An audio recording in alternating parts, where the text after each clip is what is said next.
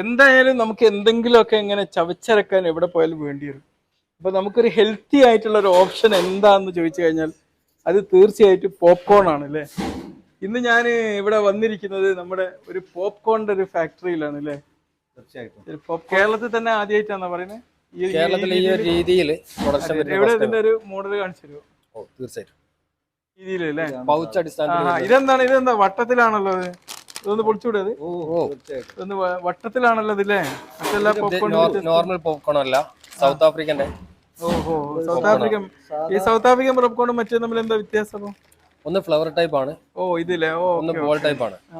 ഇത് flower type അല്ലേ. നോക്കട്ടെ. ഇത് നല്ല കണ്ടോ, ഇതിന്റെ ഷേപ്പ് ഒക്കെ ഒരു വ്യത്യാസം ഉണ്ട്. വലുതായി കിട്ടുമോ? ഓഹോ, ടേസ്റ്റി ആണ് സാധനം. ടേസ്റ്റി ആണോ? ഓ, ഇത് കുറച്ചുകൂടി സ്വീറ്റ് ആണ്, സോഫ്റ്റ് ആണ്. ഇതിന്റെ സ്പൈസി ഉള്ളതുണ്ട്. നാലഞ്ച് ടൈപ്പ് നമ്മൾ ചെയ്യുന്നുണ്ട്. ഒന്ന് കരാമൽ ടൈപ്പ് ആണ്. ഇതെന്ത് ടൈപ്പാ? ഇത് കരാമലാണ്. ഇതിന്റെ ഉപയോഗിക്കുന്നത് കരാമൽ അമേരിക്കയുടെ ഫുഡാണ്. കാരണം പോപ്കോണിനെ സംബന്ധിച്ച് നമ്മൾ സൗത്ത് ആഫ്രിക്കയിൽ പ്രൊഡ്യൂസ് ചെയ്യുന്നതാണ്. എക്സ്പോർട്ടിംഗ് സാധനമാണ്. വേറെ ഒന്നുമില്ല. മാനുഫാക്ചറിങ് ഇവിടെ തന്നെ. കേരളത്തില് നമ്മള് ഈ ഭാഗത്ത് മലബാറിൽ ആദ്യമായിട്ട് ഇങ്ങനെയാണ് ഒരു യൂണിറ്റ്. എന്താ പേര്? ദയാസ് ഫുഡ് ഗ്രൂപ്പ് ആണ്. പോപ്പപ്പ് ആണ് നമ്മളതൊരു പേരിട്ട്. എന്താ റേറ്റ് വരുന്നത്? ഇതിന് 30 ഗ്രാമിന് MRP 28 രൂപ. 28 രൂപ.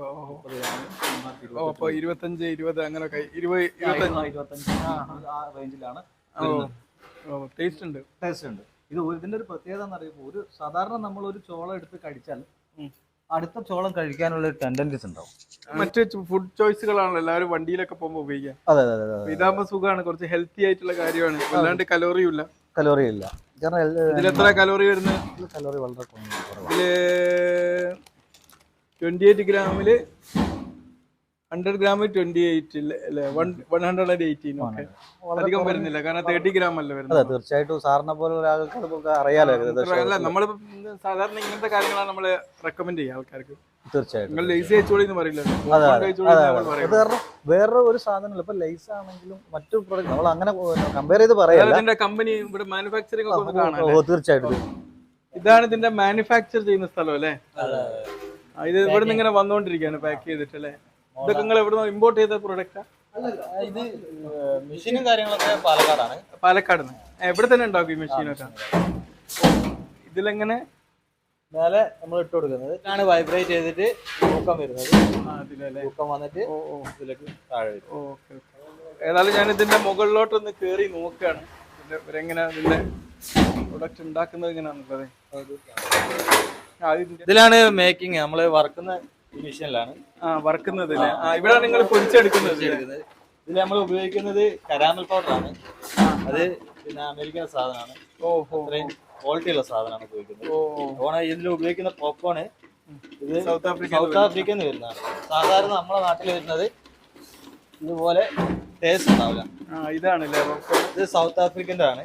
അത് ഇത്രയും വിരിഞ്ഞു കിട്ടും. ഇത് കഴിക്കുമ്പോൾ ലാസ്റ്റും ചെയ്യും. ഇത് നല്ല ഫ്രഷ് ആയിട്ടുള്ളതാ. സെറാമിക് ഇത് കഴിച്ചിട്ടുണ്ടെങ്കിൽ നമുക്ക് ഒരു ടേസ്റ്റ് അറിയില്ല. പക്ഷെ ഇത് കഴിച്ചാലേ ടേസ്റ്റ് അറിയും. കാരണം ചൂടോടെ കഴിച്ചിട്ടുണ്ടെങ്കിൽ ടേസ്റ്റ് അറിയില്ല. സോഫ്റ്റ് ആയി പോകും. നമ്മുടെ നാട്ടിൽ കിട്ടുന്നത് കഴിച്ചിട്ടുണ്ടെങ്കിൽ വേസ്റ്റ് വരും. കഴിച്ചു കഴിഞ്ഞാൽ കുറച്ച് ഭാഗം വേസ്റ്റ് വരും. നമ്മൾ തുപ്പാൻ ഉള്ള ഒരു ടെൻഡൻസി വരും. ഇത് അടുത്ത തിന്നാനുള്ള ടെൻഡൻസി ആവില്ല.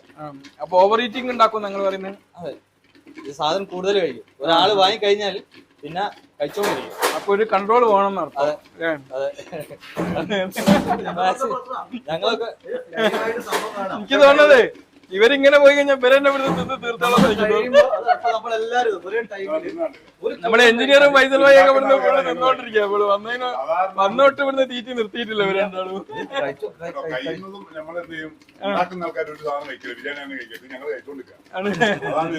പിന്നെ ഇതുകൊണ്ട് അധികം കഴിച്ചാൽ തടിയൊന്നും കൂടില്ലല്ലോ.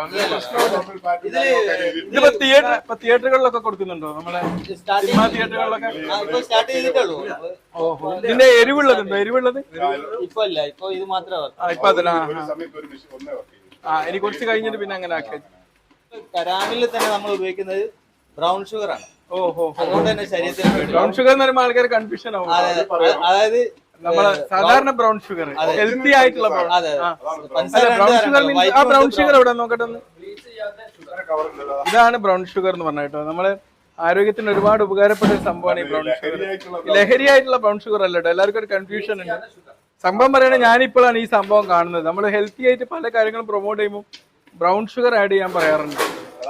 ഇവരിതിന്റെ ഒരു ഓണറാ അല്ലേ? ആ, നിങ്ങൾക്ക് എങ്ങനെ ഐഡിയ തോന്നിയത്? എങ്ങനെ ഐഡിയ തോന്നിയത്, ഞാൻ പല പരിപാടികളും ചെയ്തുകൊണ്ടിരിക്കുന്ന ഒരാളായിരുന്നു. അങ്ങനെ വ്യത്യസ്തമായ പല പരിപാടികളും ചെയ്തു. അങ്ങനെ ഈ കൊറോണ കാലമൊക്കെ വന്നപ്പോൾ ചില കാര്യങ്ങൾ നഷ്ടത്തിലായപ്പോൾ നമ്മൾ അവസാനിപ്പിച്ചു. അങ്ങനെ ആണ് എൻ്റെ ചെറിയ മകന് ദമാമിലായിരുന്നു. അപ്പോൾ അവന് അതിൻ്റെ വർക്ക് ഉണ്ടായിരുന്നു. അപ്പോൾ ആ വർക്ക് നമ്മൾ പിന്നെ ഇവിടെ പ്രാക്ടീസ് ആക്കി നോക്കിയാൽ എങ്ങനെ ഉണ്ടാവും എന്നുള്ളൊരു വിലയിരുത്തൽ വന്ന് ഞങ്ങൾ ഇതിനെ സംബന്ധിച്ച് കൂടുതൽ പഠിച്ചു നോക്കുമ്പോൾ അത് ഓക്കെയാണ് എന്ന് മനസ്സിലാക്കി. അങ്ങനെ അന്വേഷിച്ച് നോക്കുമ്പോൾ അത് കേരളത്തിലില്ല ശരിക്കും. ഇങ്ങനെ ഒരു ആലുവയിൽ ഞാൻ ചെറിയൊരു പരിപാടി നടക്കുന്നുണ്ട് എന്ന് പറഞ്ഞു. അത് ഇങ്ങനെ ഓർഡർ ആയിട്ടില്ല, വളരെ ചെറിയ രൂപത്തിൽ നിന്ന്. അതും അവര് പരാജയപ്പെടുന്ന ഒരവസ്ഥയാണൊക്കെ ഉള്ള ചെറിയ ന്യൂസ് കേട്ട്. പക്ഷെ അതൊന്നും ഔദ്യോഗികമല്ല. എന്തായാലും കേരളത്തിൽ മറ്റെവിടെയും ഈ ഒരു സിസ്റ്റത്തിൽ ഇതുവരെ വന്നിട്ടില്ല. ഒരു വെറൈറ്റി ആയിട്ട് നമ്മളൊന്ന് ഇറക്കി നോക്കാന്നുള്ള ഒരു ആഗ്രഹത്തിലാണ് ഈ ഒരു സംരംഭത്തിലേക്ക് എത്തിയിരിക്കുന്നത്. വളരെ ക്വാളിറ്റിയോടുകൂടി ജനങ്ങൾക്ക് യാതൊരു രൂപത്തിലുള്ള തകരാറും വരാത്ത രൂപത്തിൽ ആരോഗ്യപരമായി അത്തരം ഒരു സാധനവും നമ്മൾ ചേർക്കൂല. ഇനിയിപ്പോ എല്ലാം തകർന്നു പോയാലും ജനങ്ങളെ നശിപ്പിക്കുന്ന രൂപത്തിലേക്ക് നമ്മളൊരു കർശനമാണ്.